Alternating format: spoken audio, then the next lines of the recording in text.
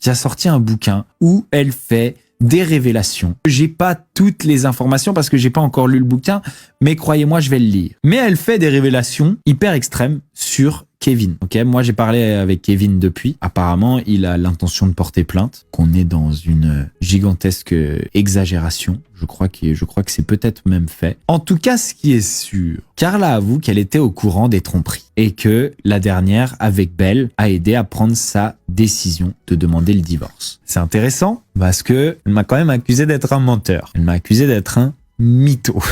Mais maintenant, ça l'a aidé à prendre des bonnes décisions pour son avenir.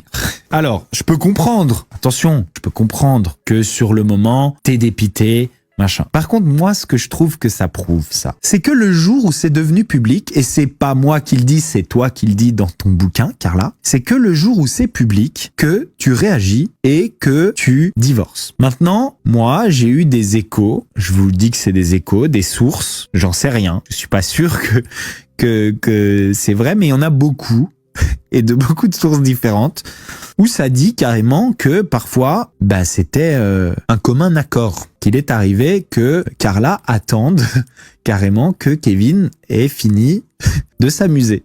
Et il y a des gens qui prétendent avoir été témoins de ces choses-là. Alors du coup, si, et attention, hein, c'est que des si c'est d'un commun accord, attention les amis, ça c'est une manière de voir son couple qui n'appartient qu'aux deux personnes qui décident d'être en couple. Il y a deux personnes qui décident d'être en couple, ces deux personnes peuvent très bien se dire notre couple est ouvert et le sexe n'est pas quelque chose que on va rendre exclusif et on ne va avoir aucune possessivité physique, mais que notre possessivité, par exemple, ne se réduira qu'au sentiment. Ça pourrait être de l'emprise.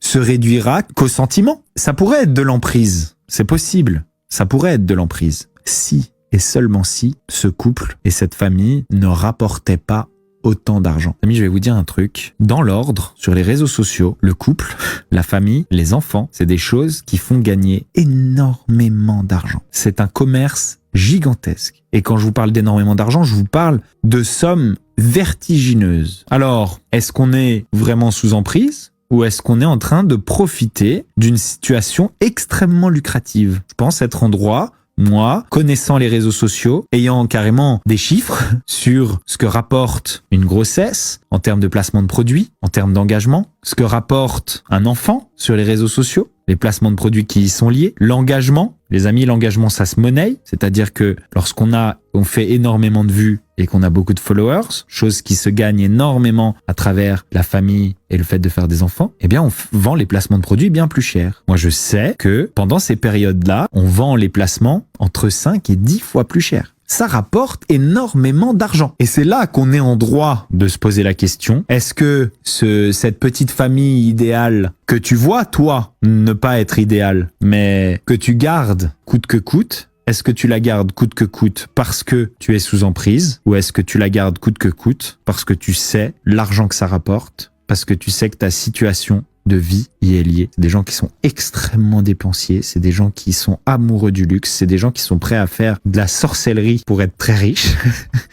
Et je vais élargir à toute l'influence, je vais pas balancer de dossiers, j'en ai des tonnes. Je connais des tonnes d'histoires. Les couples qui vous montrent une image idyllique de la famille parce que ça rapporte sont bien souvent une image idyllique de la famille parce que ça rapporte sont bien souvent soit dans la tourmente, soit dans une forme de couple qui n'a rien à voir avec ce qu'ils montrent, soit dans une totale tromperie d'un côté, de l'autre ou des deux. Et je vais vous dire, ces dossiers, j'en ai, je vais pas dire la totalité, mais sur la quasi-totalité des couples auxquels vous pouvez penser en ce moment. Mais l'audience vénère ces familles, est avide de regarder tout ce qu'ils partagent tous les jours et donne justement cette espèce de pouvoir et cette possibilité de gagner des sommes faramineuses à ces couples qui sont complètement, je dirais pas fake, mais en tout cas ce qui est fake, c'est la différence entre la réalité et ce qui se passe sur les réseaux sociaux. Je dis pas qu'il y en a qui se sont jamais aimés, je parle pas des sentiments des gens, etc.